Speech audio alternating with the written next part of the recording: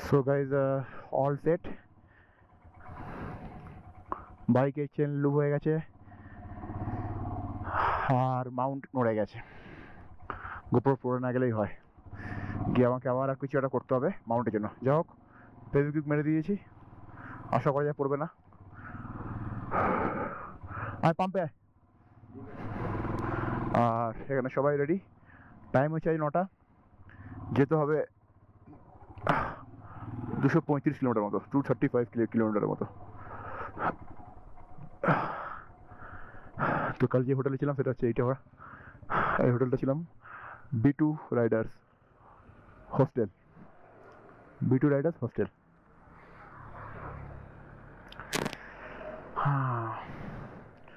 সব কিছু পড়ে যাচ্ছে, অ্যাকচুয়ালি এটা চাপটি তো এইভাবে পড়ছে। যাই হোক, এখান থেকে দেখাচ্ছে 6 ঘন্টা 7 মিনিট, মানে এখন বাজে 9টা।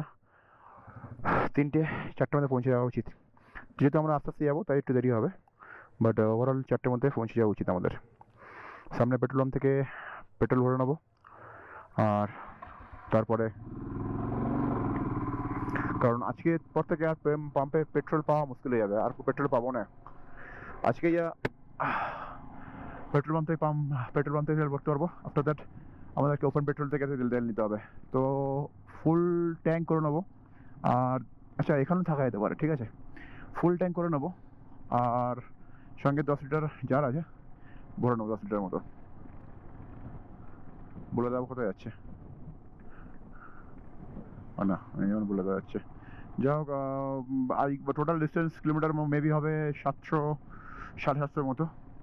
তো ফুল ট্যাঙ্কে আমার 300 রেঞ্জ দেয়, 300 রেঞ্জ দেবে ম্যাক্সিমাম। আবার 10 লিটার ভরা মানে আর 200 মতো দেবে, 500, মানে আমাকে সেই 200-300 জন্য আমাকে তেল ভরতেই হবে, এছাড়া কিছু কোনো অপশান নেই আমার কাছে। তো গাইজ, এটাই হচ্ছে হুন্ডার। আর সামনে স্যান্ড, এখানে ডাবল হাঙ্ক ক্যামেল দেখতে পাওয়া যায়, যেটা মোস্টলি মনে হচ্ছে মঙ্গোলিয়ার কোনো প্রজাতি থেকে এসছে।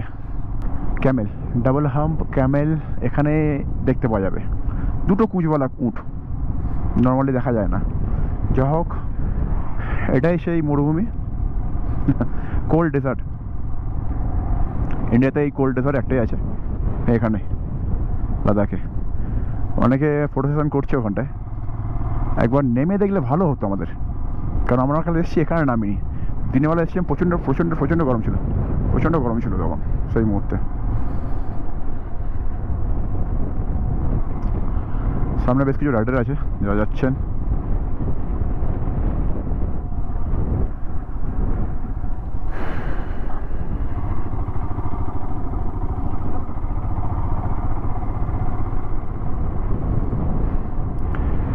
ঠিক আছে, আজকে মান ভিলেজে থাকার ইচ্ছা আছে। এখান থেকে মান ভিলেজ কিন্তু একটু বেশি কিলোমিটার দেখাবে, বাট 236 দেখাচ্ছে এখান থেকে টোটাল কিলোমিটার। আমাদের কী বলো ওটাকে, প্যাংগং লেক। আজকে প্যাংগং লেকে স্টে করবো। আমার ইচ্ছা আছে মান ভিলেজ যাওয়ার, স্টে করবার হচ্ছে আজকে। তো মান ভিলেজ থেকে নেক্সট ডে হাঁটলে কিন্তু খুব একটা দূর পড়বে না, একটু কাছেই পড়বে, কারণ প্যাংগং লেক ছাড়িয়ে মান ভিলেজ, আর প্যাংগং লেকে গা বেয়েই মান ভিলেজটা হচ্ছে। লেকের সৌন্দর্যতা দেখতে পাবো ওখান থেকে থাকলেও, আর একটা গ্রামের একটা সিম্পলিসিটিও থাকবে, তো সেই কারণে তো ওখানে যাওয়ার। ডিস্কিট এখান থেকে 5 কিলোমিটার, আর ডিস্কিটে আমাদের পেট্রোল পাম্প আছে। আচ্ছা, কালকে তুরতুকে BSNL চলছে, এয়ারটেল চলছে না। এইখানটাতে হুন্ডারে এয়ারটেল 4G চলছে, BSNL তো চলছে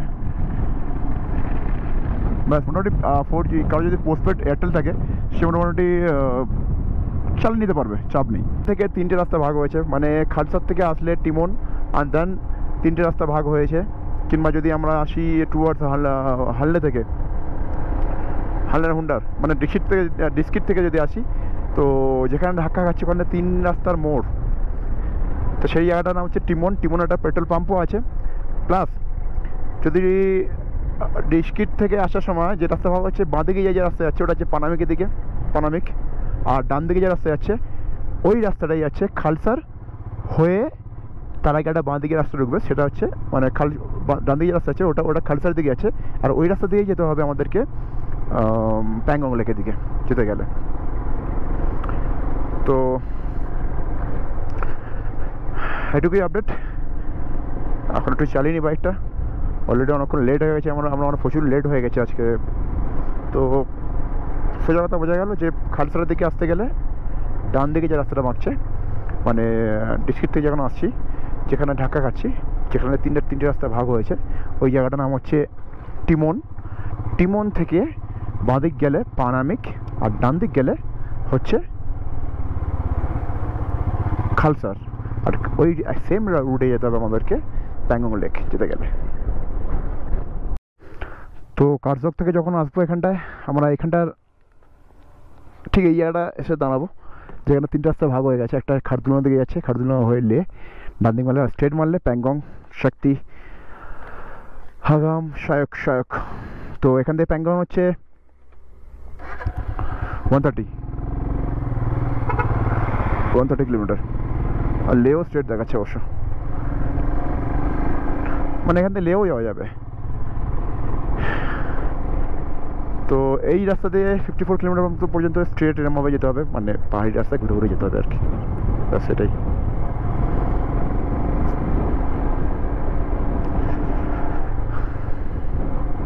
আর খারদুংলা যাওয়ার রাস্তা হচ্ছে ডান দিকেরটা, যেটা ছেড়ে দিয়ে চলে এলাম। এই গান মানেছে মারা,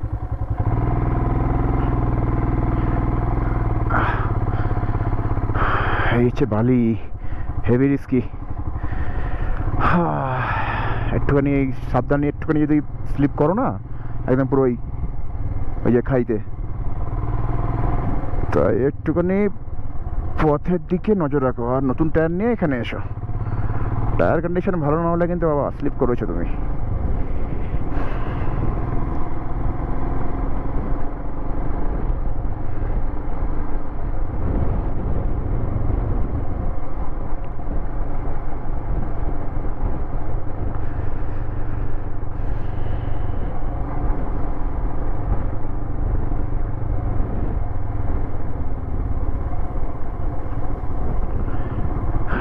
কত উঁচু, এর ওপরেও বালি চলে এসছে। আমার মনে হয় একটা সময় না এগুলো, মানে এখানে হাওয়াটা প্রচুর হয়, যে কারণে এই যে নিচের বালিগুলো না উড়ে উড়ে সব উপরে আসে। এখানে হাওয়া প্রচণ্ড বেগে, মানে আমি হুন্ডারে ছিলাম, দেখলাম হাওয়াটা বেশ মানে খুব জোরে, বেশ জোরে হাওয়া বইছে, মানে কথা বললে ঠিকমতো ভাবে কথা শুনতে পারে না। তো সেই কারণে যত নদীর যত পলি আছে, মানে বালি পলি যা আছে, সেগুলো সব উপরে উঠে এই সমস্ত পাহাড়ে উপরে চলে আসা, সেগুলো রাস্তার মধ্যে পড়ছে, যেটা আমার মনে হয় এটাই হবে হয়তো লজিক।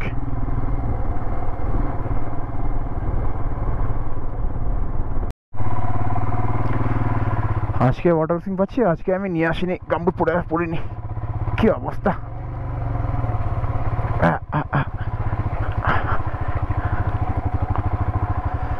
শক্তি, চলো।